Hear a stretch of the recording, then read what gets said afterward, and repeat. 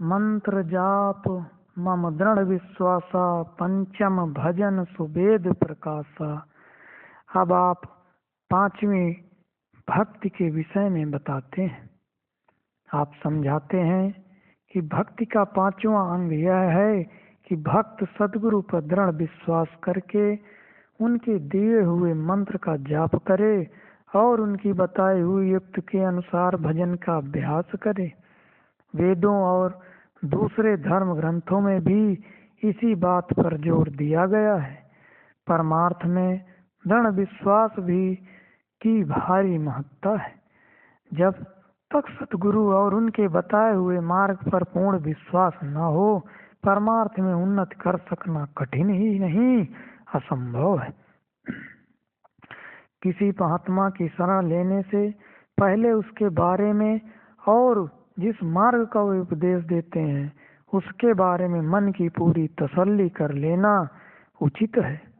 परंतु जब सतगुरु की शरण प्राप्त कर ली जाए तो उसके बाद दृढ़ संकल्प और अटूट विश्वास के साथ मार्ग पर चलना आवश्यक है। सफर शुरू करने से पहले मंजिल की ओर जा रहे मार्ग और मार्गदर्शक के बारे में पूरी जांच पड़ताल करना उचित है।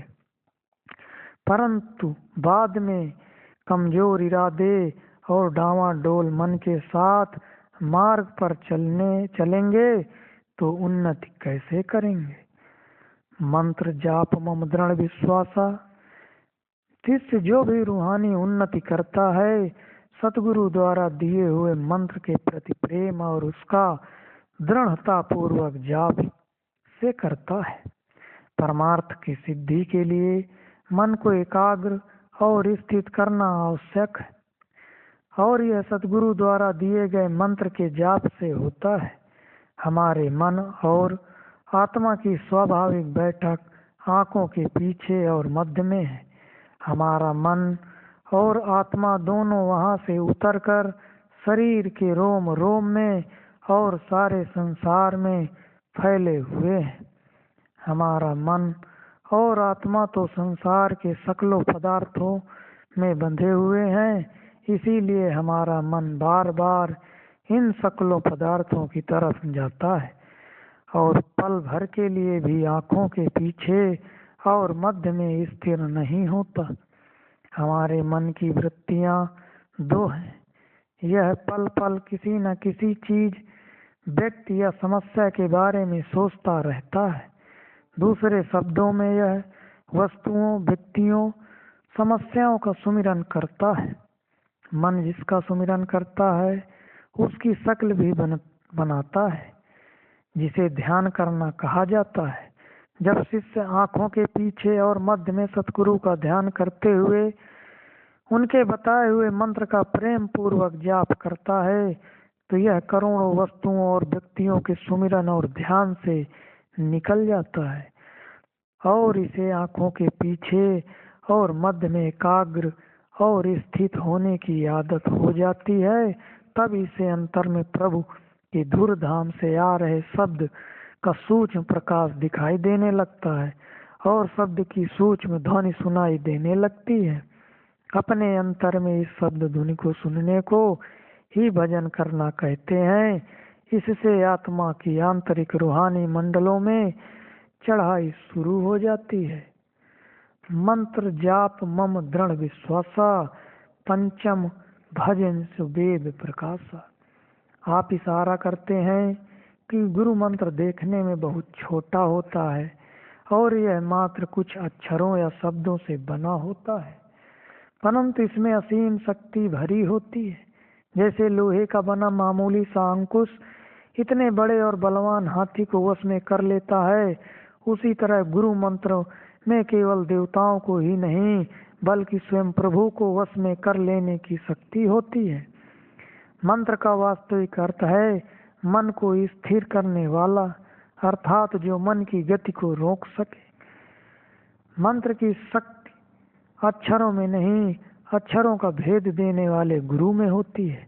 गुरु मंत्र में गुरु की हस्ती का सार समाया होता है। गुरु मंत्र सतगुरु के आध्यात्मिक सामर्थ्य से परिपूर्ण होता है।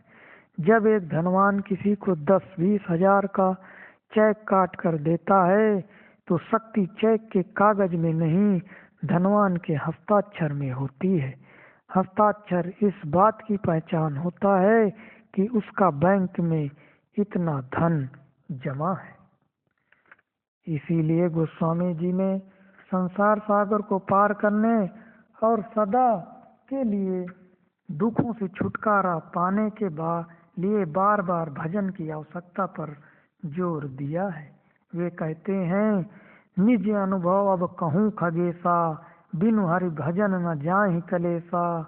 अर्थात हे पक्षीराज गरुड़, अब मैं आपसे अपना निजी अनुभव कहता हूँ कि परमात्मा के भजन, हरि भजन के बिना दुखों का अंत नहीं होता। कवनि सिद्धि की बिनु विश्वासा, बिनु हरि भजन न भव भय नासा। अर्थात विश्वास के बिना क्या कोई भी सिद्धि प्राप्त हो सकती है। इसी प्रकार प्रभु के भजन के बिना जन्म मरण के भय का नाश नहीं होता। अर्थात पानी के मथने से भले ही घी उत्पन्न हो जाए, बल को पेरने से भले ही तेल निकल आए, पर यह सिद्धांत अटल है कि परमात्मा के भजन के बिना संसार सागर को पार नहीं किया जा सकता। छठ दम शील विरत बहुकर्मा, निरत निरंतर सज्जन धर्मा। अब आप छठवीं भक्ति के बारे में समझाते हैं। दम का अर्थ है इंद्रियों का दमन करना, यानी उन्हें अपने वश में रखना। शील का अर्थ है आचरण की निर्मलता। निरत निरंतर सज्जन धर्म से भाव है संत जन द्वारा समझाए गए आचरण और उनके नियमों के पालन में निरंतर लगे रहना। आप समझाते हैं कि भक्ति में उन्नति के लिए ध्यान को विषय वासनाओं से निकालना और निर्मल आचरण धारण करना आवश्यक है। इंद्रियों के पूर्ण दमन के लिए सभी सांसारिक कामनाओं और वासनाओं से मुक्त होने का प्रयास करना चाहिए। कबीर साहिब कहते हैं, काम काम सब कोई कहे, काम न चीन्हे कोय, जेती मन की कल्पना काम कहावै सोए। धन पदवी स्त्री पुत्र किसी भी सांसारिक विषय की कामना काम है। एक प्रभु को छोड़कर जब हम कोई भी दूसरी कामना करते हैं तो वह हमें परमार्थ से विमुख करती है। जिस हृदय में संसार की कामना है उसमें प्रभु का प्रेम कैसे समा सकता है। इसीलिए गोस्वामी जी प्रभु भक्ति को विषय वासनाओं का त्याग करके मन को निर्मल करने का उपदेश देते हैं, ताकि इसके अंदर प्रेम भक्ति का बीज अंकुरित हो सके। संत महात्मा जीव को समझाते हैं कि अवगुणों को के त्याग और सद्गुणों के संग्रह का कार्य इकट्ठा चलना चाहिए।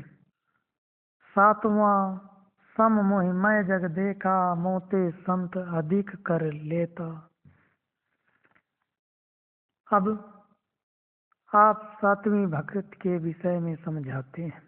प्रभु राम समझाते हैं कि भक्ति का सातवां अंग यह है कि भक्त समभाव से मुझे सारे जगत में समाया हुआ देखे और संतों को मुझसे भी अधिक माने।